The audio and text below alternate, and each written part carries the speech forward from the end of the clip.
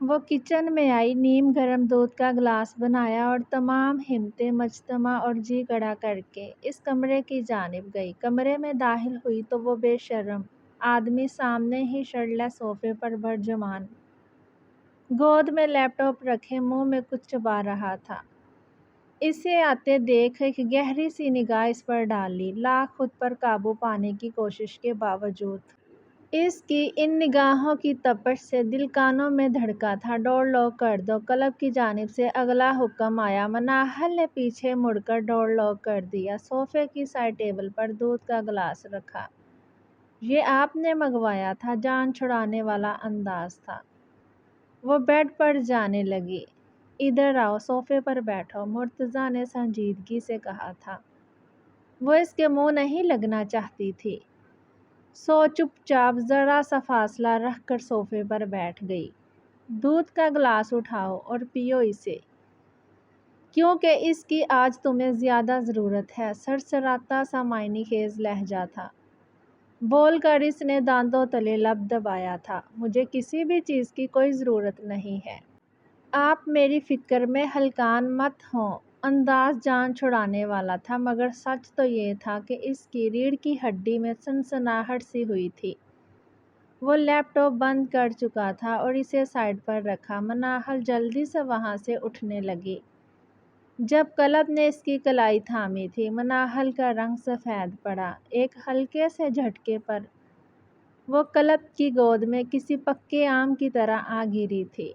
مناہل کے ہاتھ اس کے کندھوں پر آئے۔ مرتضیٰ نے اس کی کمر کے گرد سخت ترین گرفت بنائی۔ کلب، وہ گھبرائی تھی۔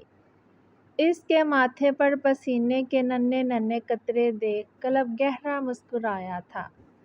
اتنا ڈر کیوں رہی ہو مینو؟ پیار کروں گا بس، کھا تھوڑی جاؤں گا۔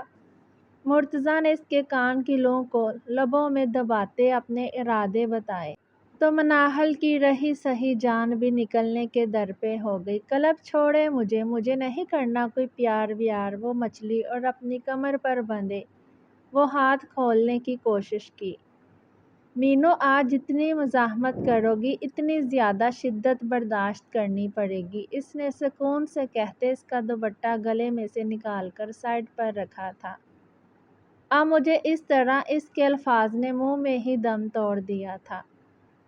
جب مرتضیٰ نے اس کے ہونٹوں پر اپنے ہونٹ رکھے تھے، وہ آنکھیں بند کیے آج فرصت سے محبت کا جام پینا چاہتا تھا، مگر مناہل نے اسے ایسا کرنے نہیں دیا اور زور لگا کر چہرہ دوسری جانب موڑ لیا۔ وہ گہرے گہرے سانس بھرنے لگی۔ آخر ان گھنی مونچھوں کو آگ کیوں نہیں لگتی تھی جو ہر بار مناہل کا دم نکال دیتی تھی؟ مگر کلب نے اسی جانب اپنا چہرہ موڑ کر دوبارہ اس کے لبوں کو اپنی قید میں لیا۔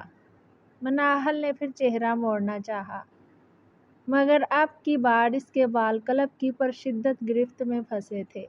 وہ اب ہل بھی نہیں پا رہی تھی اور لمحہ بہ لمحہ کلب کے عمل میں شدت آ رہی تھی۔ ہاتھ جو دوسری گستاخیاں کر رہے تھے وہ الگ اس کی جان نکالے دے رہے تھے۔ ہونٹوں پر جلن کے احساس نے اسے نڈال کر دیا تھا، مگر وہ سیراب کہاں ہو رہا تھا؟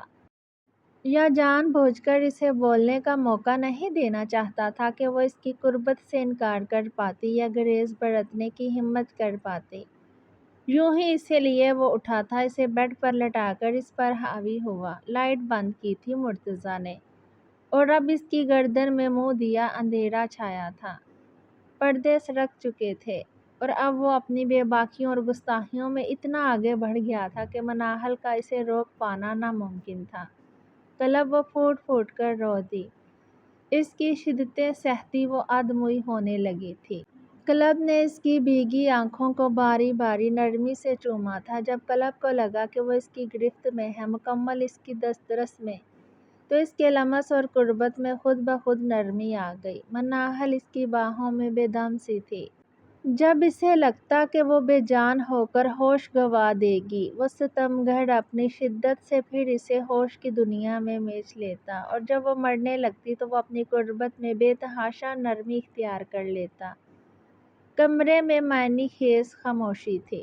گہری رات کی تاریکی میں سانسوں کے مدھم سے سر ادھر ادھر بکھر رہے تھے۔ جدائی وقتی تھی تو ملن دائمی تھا۔ منیہا اپنے کمرے میں بستر پر چت لیٹی چھت کو گھور رہی تھی۔ آج اسے گھر آئے دوسرا دن تھا۔ رحیلہ بیگم نے اس کی آنکھوں کی ویرانی دیکھ بارہا اس سے پوچھا کہ کوئی بات تو نہیں، کوئی پریشانی، مگر وہ ہر بار ان کو ٹال گئی۔ جب بیڈ پر سکون آیا تو صوفے پر چلی آئی، اور اب صوفے پہ لیٹی جانے کس جہاں کی سیر کو نکلی ہوئی تھی۔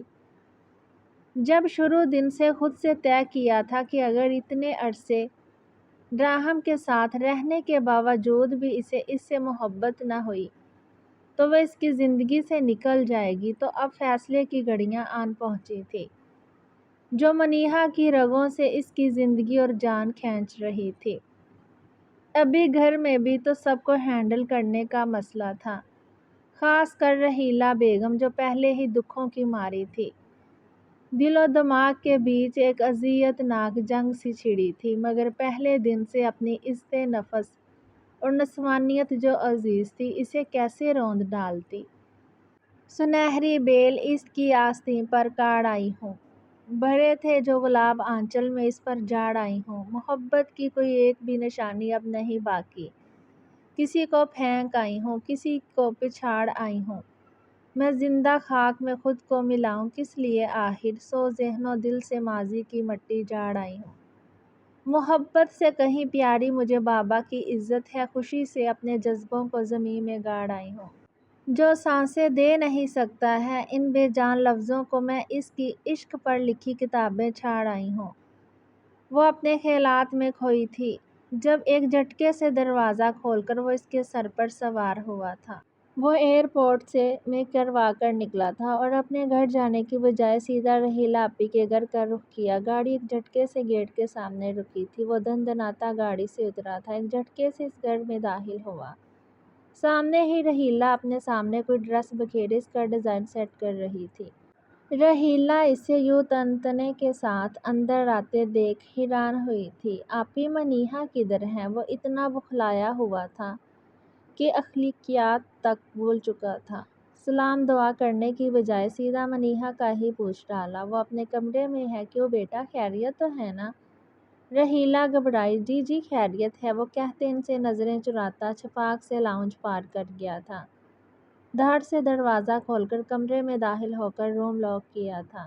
وہ جو سامنے ہی صوفے پر سر ٹکائے بیٹھی کسی غیر مرئی نکتے کو گھور رہی تھی، گڑبڑا کر اٹھی۔ سیاہ شکن زدہ لباس، آنکھوں کے گرد سیاہ حلقے، گرہ زاری نما شدت ضبط سے چور سرخ آنکھیں اور سست ہوا چہرہ۔ راہم ایک پل میں اس کے اندر تک جھانک چکا تھا۔ منیہا نے حیرت سے اسے دیکھا۔ وہ بنا ٹھنا دلہا بنا ڈنر سوٹ میں بے تحاشا ہینڈسم اینڈ ڈیشنگ کوٹ جانے کی بجائے سیدھا یہاں چلا آیا تھا۔ اب کیوں اور کس لیے؟ وہ دندناتا ایک جست میں اس تک پہنچا تھا۔ جب سے آئی ہو مجھ سے بات کیوں نہیں کر رہی تھی تم؟ اور اب میرا نمبر بلاک ہے، پوچھ سکتا ہوں کیوں؟ وہ دانت پیس کر بولا تھا۔ منیہا نے ایک سرد آہ بھری۔ ارہا بھانجی سے ہو گیا ہوگا بلاک، وہ گیمز کھیلتی ہے اس لیے۔ منیہا کا چہرہ اب بے تاثر تھا، سرد و سپاٹ لہجہ جو ہمیشہ سے سامنے والے کو سوئی کی انی کی طرح چبھتا تھا۔ راہم جانتا تھا وہ جھوٹ بول رہی ہے۔ میں نے تمہارا روم چیک کیا، تم اپنا سارا سامان اٹھا لائی ہو۔ منیہا کیوں اور کس کی اجازت سے؟ راہم نے اپنے جیل سے سیٹ کیے بال اب مٹھیوں میں جکڑے تھے۔ جانے کیوں لمحہ بہ لمحہ پارا آسمان کو چھونے لگا تھا۔ تبھی ٹیبل پر پڑا واچ راہم نے اس کے پیروں میں پھوڑا تھا۔ وہ 2 فٹ اچھلی، سہم کر پیچھے ہٹی اور دیوار کے ساتھ لگی۔ میں اب واپس نہیں آؤں گی، آپ کو اس زبردستی کے معاہدے اور گٹھن زدہ رشتے سے آزاد کرتی ہوں۔ اب آپ کو میری ذمہ داری کی ٹینشن لینے کی کوئی ضرورت نہیں، میں اپنی ذمہ داری خود اٹھا سکتی۔ بکواس بند کرو، وہ دھاڑا تھا اور اس کی بات بیچ میں اچکی۔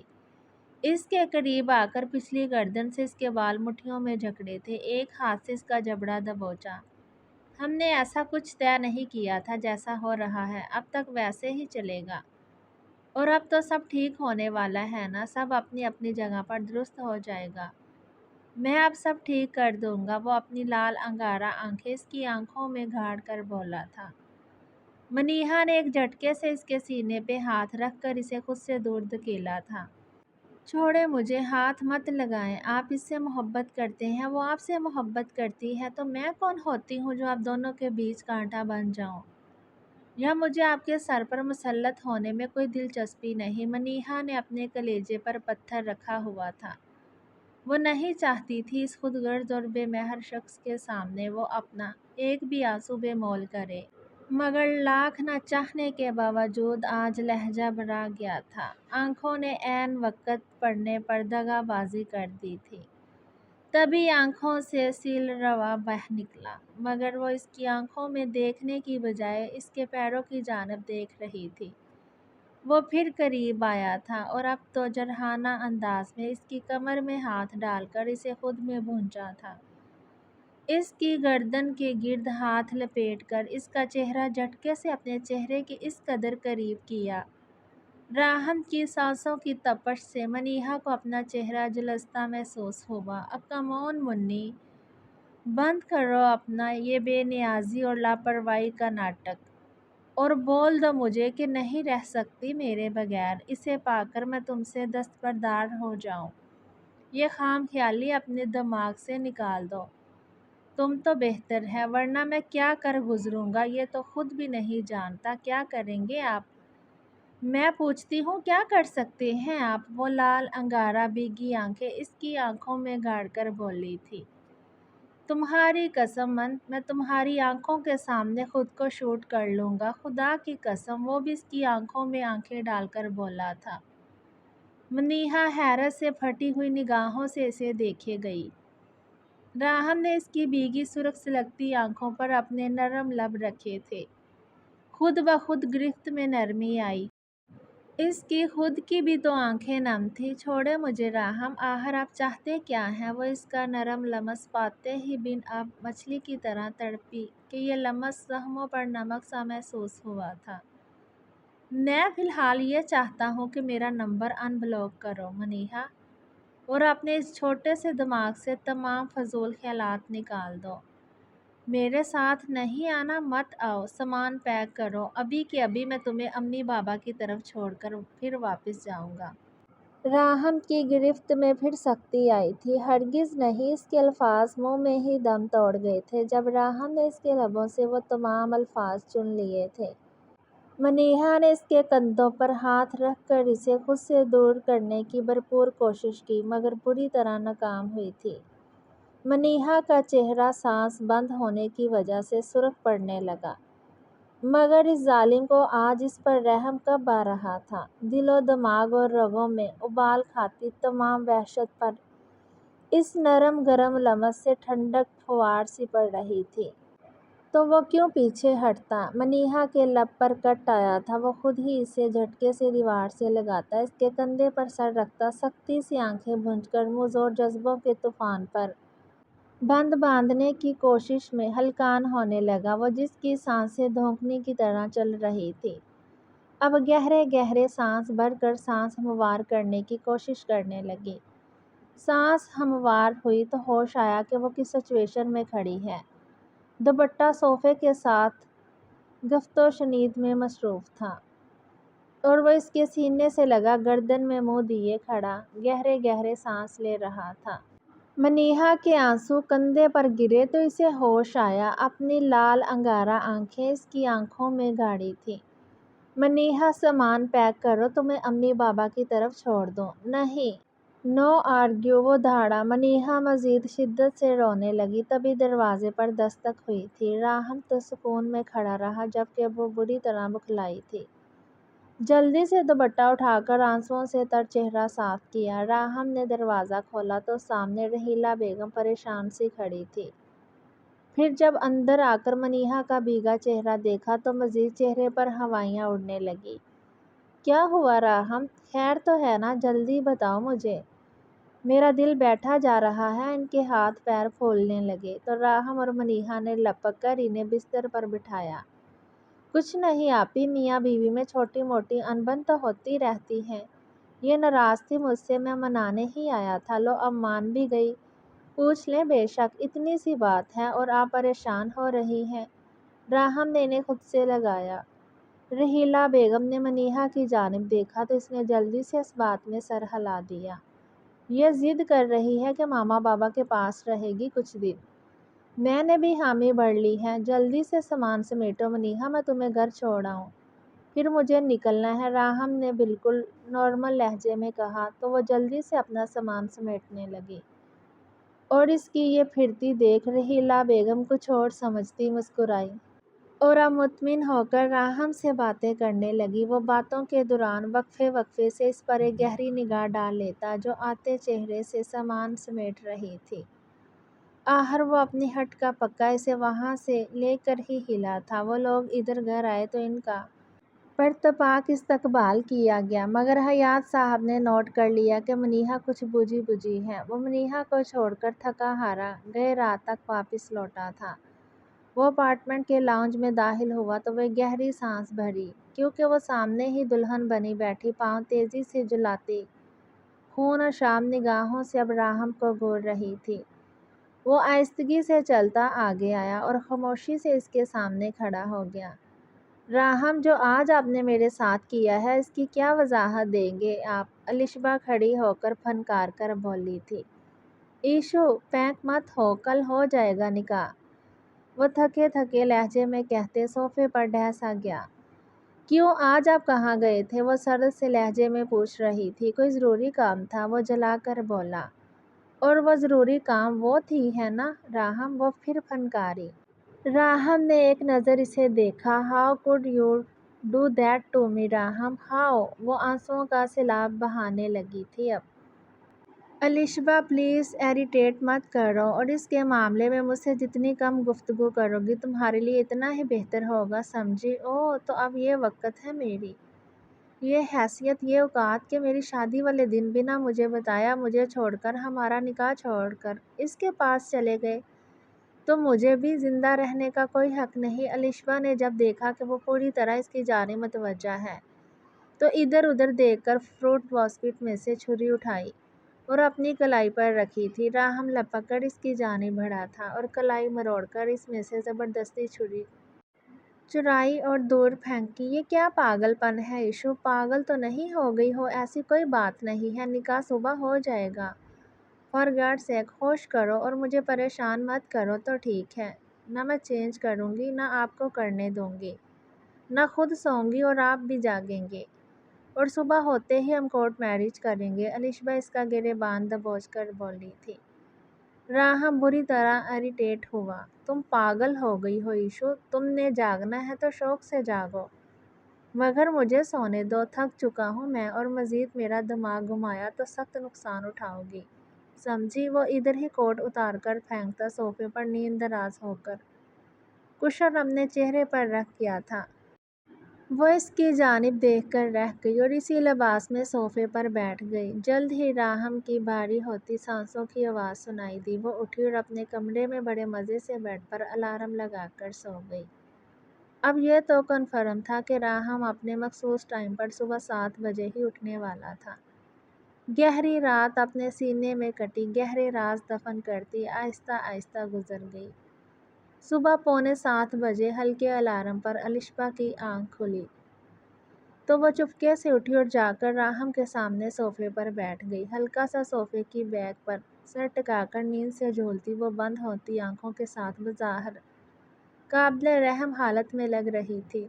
इसी वक्त राहम की आंख खुली थी और इसे इस पोजीशन में अब तक बैठे देख वो अपने रात के रवैये पर जी भरकर शर्मिंदा हुआ था। ईशु, उठो, इसने इसका कंधा हिलाया था।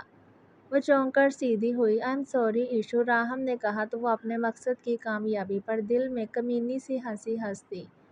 उठो, तैयारी करो, फिर 10 या 11 बजे तक कोर्ट चलेंगे। राहम ने हथियार डाले। ओके, वो उठी और फ्रेश हुई और घर के सादा से कपड़े पहन लिए। राहम भी फ्रेश होकर आया। दोनों ने ब्रेकफास्ट किया। राहम ज़रूरी काम का बोलकर बाहर निकला, फिर वो दिन के 12 बजे वापस लौटा और दोनों मैरिज रजिस्टर ऑफिस गए। सुबह मनाहल की आंख खुली थी। पूरा वजूद जैसे बेजान सा था। वो क्लब की मुखालफ समत करवट लिए सो रही थी। अब जागी तो खुद को इसके मजबूत हसार में ही मकीद पाया। मनाहल की पुश्त इसके कुशादा सीने से लगी हुई थी और कलब का एक बाजू इसके गिर्द लिपटा हुआ था। वो जाग गई और कई लम्हे यूं ही दम साध कर लेटी रही। रात इसकी जनूनी जज्बों की बारिश में वो पोर पोर भीगी थी।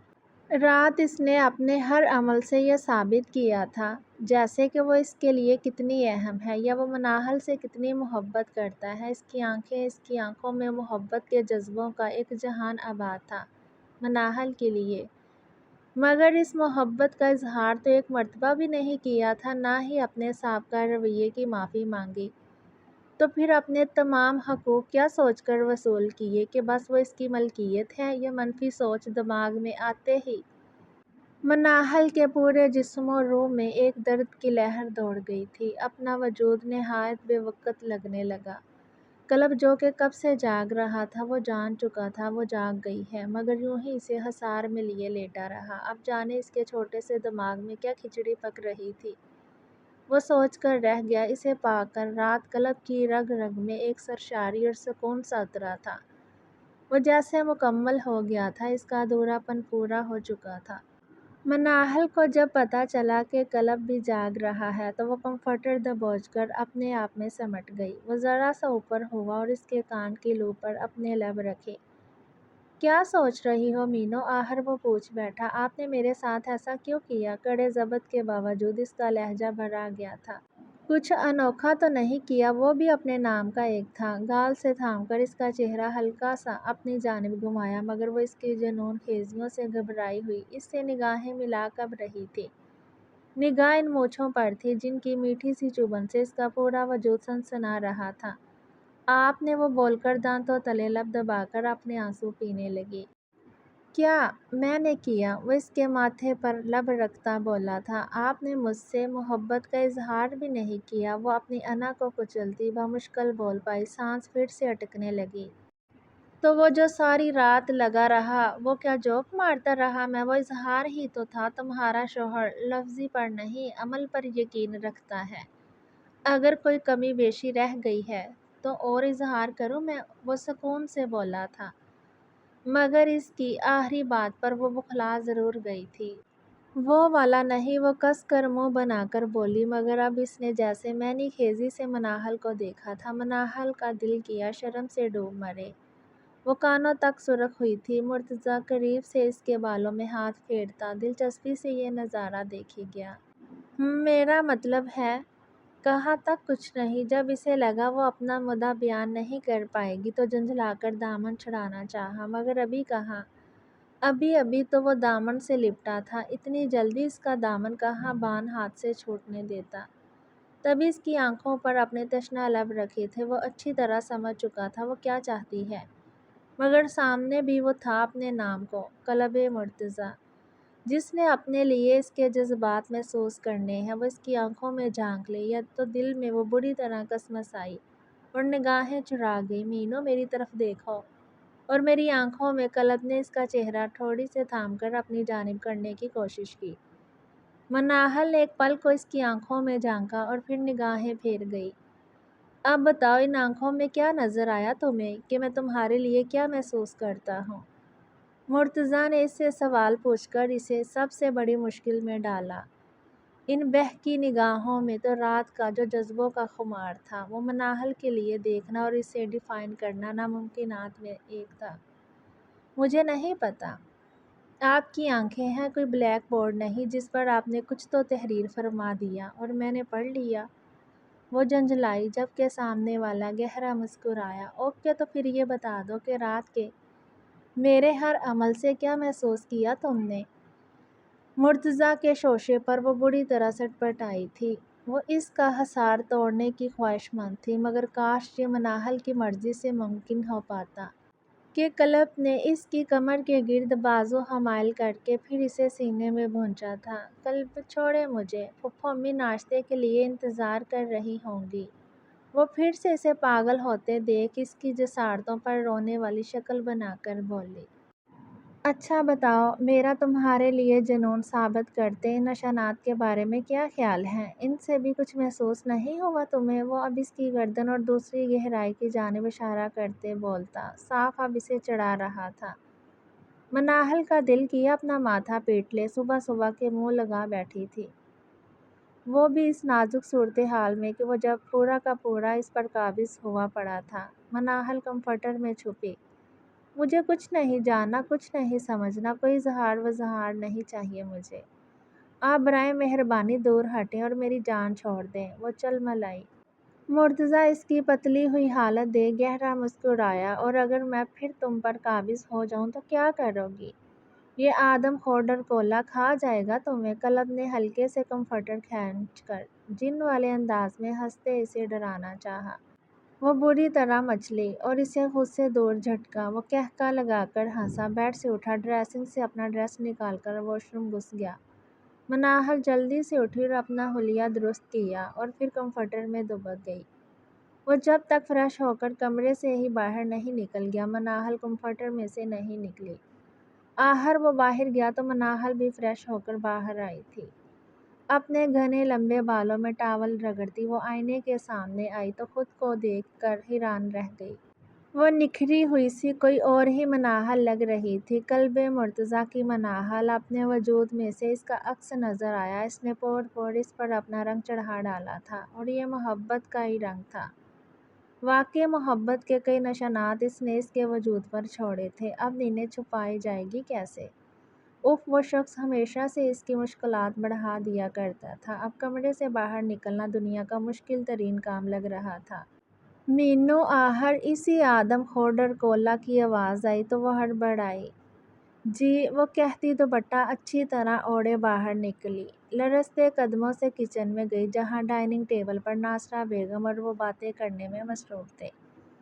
وہ نگاہیں چراتی جلدی سے چولہے کی جانب بڑھی۔ ناصرہ بیگم نے یہ منظر ایک مرتبہ پہلے بھی دیکھا تھا مگر کچھ ادھورا سا تھا، کچھ کمی سی تھی، مگر آج کچھ انوکھا تھا، کچھ اچھوتا۔ مناہل کے انگ انگ سے پھوٹتی ایک اور وجود کی خوشبو جو اس میں آج رخی بسی تھی، کوئی اور ہی کہانی سنا رہی تھی۔ اس کا شرمانا، جھجکنا، نگاہیں چرانا ان کی جہاندیدہ نگاہوں سے چھپا نہیں رہ سکا تھا۔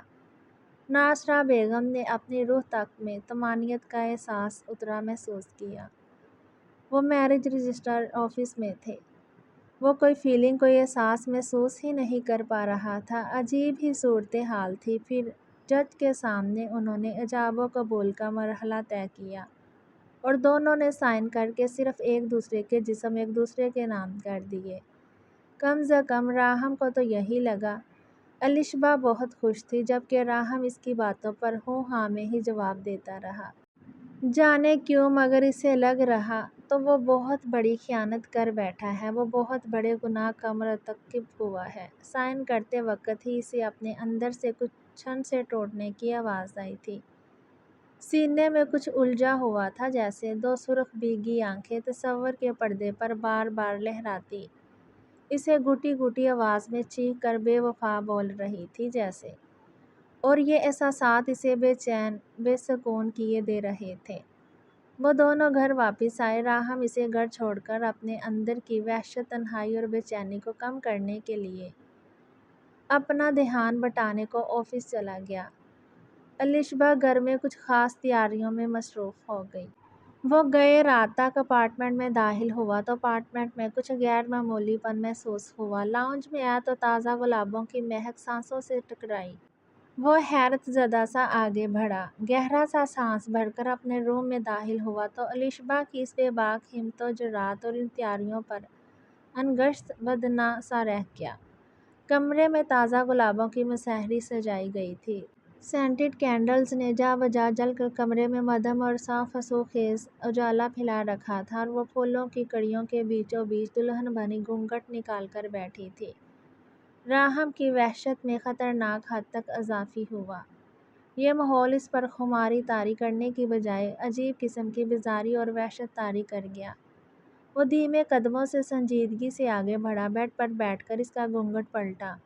اچھی لگ رہی ہو، اس نے سادگی سے کہا جو مسکرا تک نہ سکا۔ شکریہ، میری منہ دکھائی کا گفٹ، وہ پور پور سجی اترائی۔ سوری، میں کاموں میں ایسا الجھا کہ بھول گیا، راہم نے سادگی سے کہا۔ راہم، میں نے آپ کے کوٹ کی پاکٹ میں ایک پینڈنٹ دیکھا۔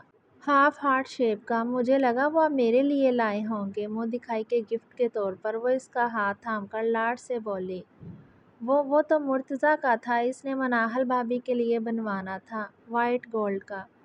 اور وہ تو ڈیزائن کا سیمپل دیا تھا مجھے، میں مارکیٹ دے آیا تھا۔ اس نے بڑے سکون سے جھوٹ بولا۔ اوکے کوئی بات نہیں، آپ کل لے آنا۔ وہ مزید قریب کھسک آئی۔ راہم اچانک اس کے قریب سے اٹھا۔ الشبہ حیران ہوئی۔ کیا ہوا؟ الشبہ نے نرمی سے پوچھا۔ پتہ نہیں، طبیعت سی خراب ہے، وہ بول کر لاکنگ چیئر پر بیٹھ گیا۔ پھر کافی دیر ادھر ہی بیٹھا رہا، وہ راکنگ چیئر پر جھولتا کھویا کھویا سا۔ اس اتنے اہم وقت میں جانے کون سے جہان کی سیر کو نکلا تھا۔ وہ کب سے مسحری پر بیٹھی غم و غصے سے پہلو بدل رہی تھی، بری طرح اپنی انگلیاں چٹکا رہی تھی۔ اس کی ذہنی ایبسینس تو وہ صبح سے نوٹ کر رہی تھی۔ اب اتنے اہم وقت اور اپنی پھولوں کی سیج پر بیٹھی پور پور سجی دلہن کو نظر انداز کیے وہ جانے کن سوچوں میں کھویا تھا۔ کہیں اس چڑیل کے بارے میں تو نہیں سوچ رہا؟ اور یہ سوچ آتے ہی الشبہ کے تن بدن میں آگ لگی۔ وہ بیڈ سے اترتی آہستگی سے چلتی اس کے قریب آئی تھی، راکنگ چیئر کو ہاتھوں سے جکڑ کر ساکت کیا اور بہت کانفیڈنس سے اس کی گود میں بیٹھی تھی۔ راہم اپنی جگہ پر حیرت سے گنگ ساکت ہوا تھا۔ اس کی آنکھوں میں دیکھا تو وہ بڑی بے باکی سے اس کی آنکھوں میں ہی دیکھ رہی تھی۔ آخر کیوں، آج ہی کیوں؟ وہ قدم قدم پر اس کا موازنہ کر رہا تھا۔ شرم و حیا کا پیکر، دو جھکی نگاہیں دھیان کے پردے پر لہرائیں۔ الشبہ نے اس کی گردن کے گرد بازو حمائل کیا اور دوسرے ہاتھ سے اس کی شرٹ کے بٹن کھولنے لگی۔ راہم کچھ کرنا نہیں ہے کیا؟ وہ بہجل سے لہجے میں بڑی بے باکی سے بولی تھی کہ راہم کی آنکھیں حیرت سے پھٹی کی پھٹی رہ گئیں اور اس کی اگلی حرکت پر تو راہم اچھا خاصا جھنجھنا اٹھا تھا کہ وہ اس کی گردن پر جھکی ہوئی تھی اور اس کی محرم ہونے کے باوجود شرم و حیا اور وفا کا پیکر تھی، جبکہ ایشو اس نکاح سے پہلے ہی فون پر اکثر اس سے کھلے الفاظ میں بے باک و معنی خیز باتیں کرتی تھی۔ راہم کو شدید وحشت اور ووٹنگ جیسی فیلنگز آنے لگی تھی۔ اچانک راہم نے اپنی چٹکتی کپڑیاں سہلائیں اور تیزی سے الشبہ کو ایک سائیڈ کرتا اٹھ بیٹھا۔ ایشو، میری طبیعت ٹھیک نہیں، تم چینج کر کے سو جاؤ، وہ کہتا باہر جانے لگا تھا۔ الشبہ کے تو تلووں پر لگی سر پر بجھی تھی۔